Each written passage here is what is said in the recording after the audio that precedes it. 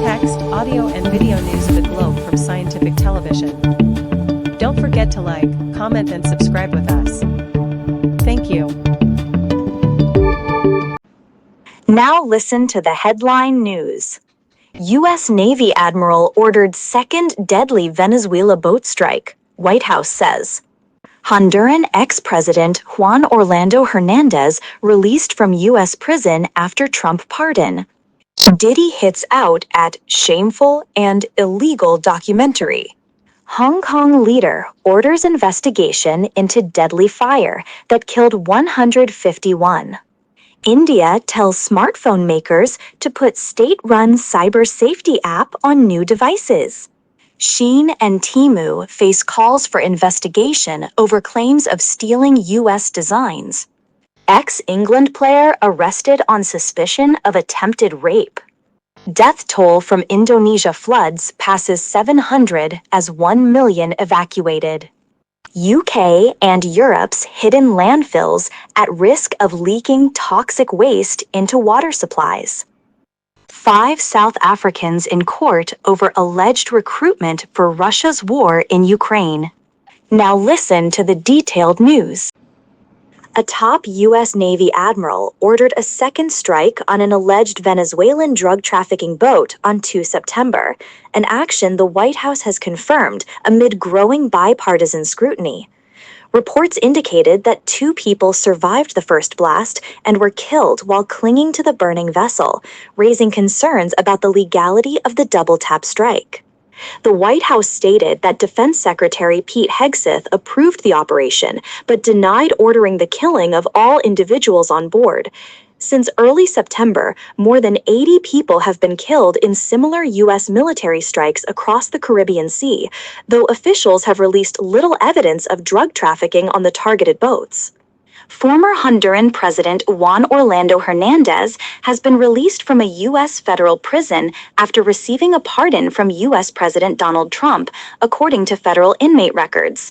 Hernandez, who had been convicted in March 2024 for conspiring to import cocaine into the United States and for possessing machine guns, was serving a 45-year sentence at USP Hazleton in West Virginia.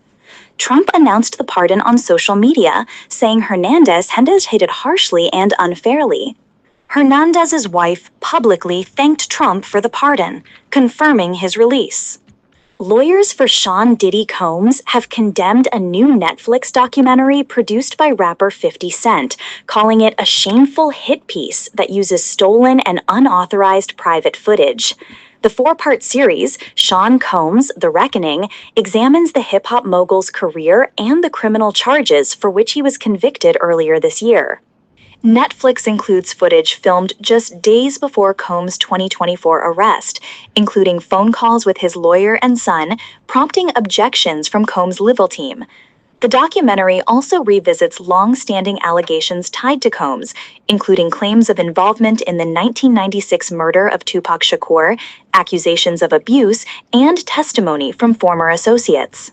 Hong Kong's chief executive John Lee has ordered the formation of an independent committee to investigate the deadly fire at the Wong Fuk Court housing complex, where at least 151 people lost their lives. The blaze, which began last Wednesday, engulfed 7 of the 8 residential towers undergoing renovation. It took more than 2,000 firefighters nearly 40 hours to extinguish the fire.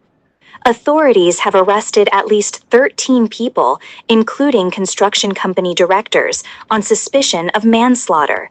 The fire has become Hong Kong's deadliest in over 70 years.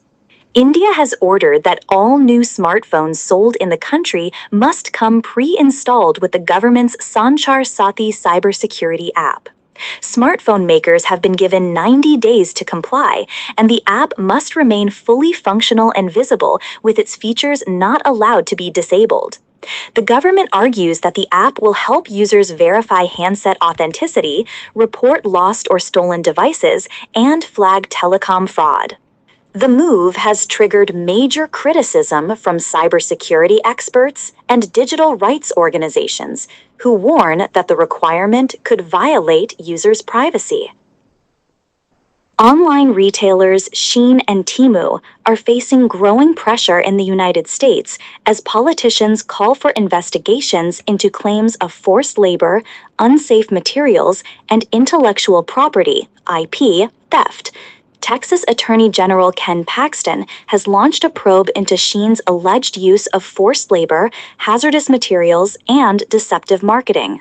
At the national level, Senator Tom Cotton has urged a federal investigation into both companies, labeling them communist Chinese platforms and accusing them of large-scale IP theft. A former England and Premier League footballer has been arrested on suspicion of attempted rape. The player, who represented England during the 2010s, was detained at Stansted Airport after Border Force officers stopped him at passport control. According to Essex Police, the man has been bailed until late February 2026 as investigations continue. His identity has not been disclosed due to legal restrictions.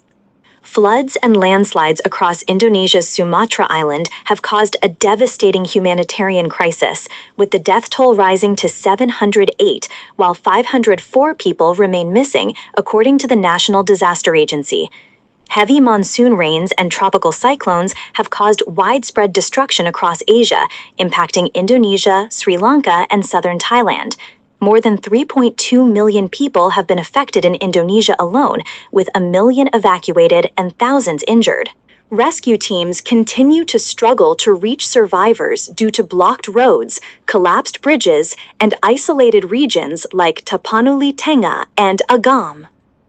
A new investigation has revealed that thousands of landfills across the UK and Europe are located in floodplains, posing a major environmental and public health risk.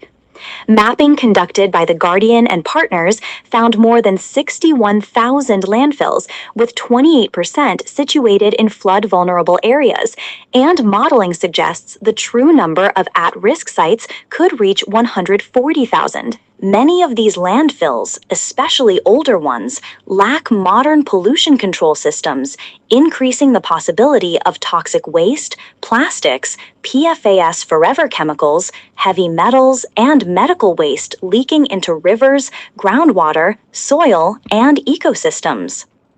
5 South Africans have appeared in court on charges linked to recruiting and sending individuals to fight for Russia in its war against Ukraine.